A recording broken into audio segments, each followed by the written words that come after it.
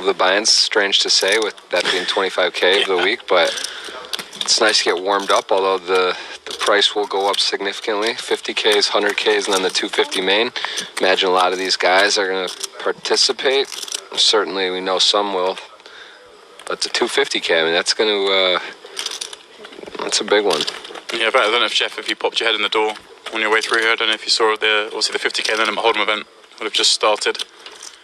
And I think is it pretty full? Is it already moving? I mean, I was only in there before we came on air, so I didn't get to see them start up. And the room is pretty empty, but such is the case with small field events. There's only sort of 15, 20 people needed to get these things going, so they stroll in just on the dot. It doesn't take too long to register that many people. But that is today's event, 50K and No Limit Hold'em. And I'm sure these guys will be moving from this event to that, should they bust out. And Jeff, if there's anything to go by the last few days, if you have been watching, you'll know that we've covered the final table and then switched it up and covered the day one of the next event. So I imagine that pattern will continue should this final table not drag on too long. And one thing we know about short deck is it usually doesn't drag on too long. Oh, look at this. Betting 300 into 425, which is Queen 10. Little out of line here, Jeff, against one of the bigger stacks.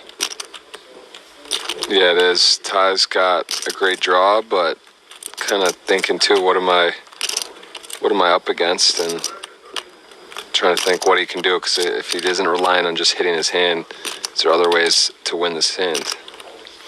So he's going to call. Right. And it's hard to imagine him having some super strong hands here, right? Ace, king, aces, kings, all would have raised pre on the button. Yeah, and the thing is that Paul does have position, and it's going to be interesting here what Paul does. He probably can't. It's hard to think he does the best hand. No, there's no way he can think he's got the best hand. Wow, looks like he's going to follow through. If he does follow through, certainly it'll work.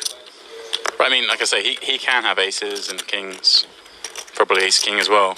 He would limp those from +2, I would imagine, on a final table. Look to limp jam those. 500. Goes for it, 500, Jeff.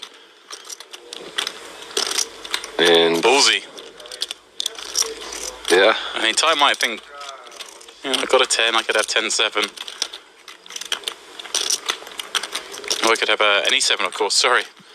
It's early in the day, Jeff. My short deck mind's not quite working. Of course, any 7 would make the wheel. 7-10 would make the nuts. And that may be what going through Ty's head. What 7 do you have? Yeah, he can rip it in here and then pulls in a horrible spot if he's got a set, right? Yeah. Ty gets to have a lot of 7s. I mean, well, I don't know if you would call the turn with a lot of 7s, but Ty's on the button, which... He has moved all in. I was going to say he can have any 7 diamond draw, any 7 heart draw. I love it. I love it.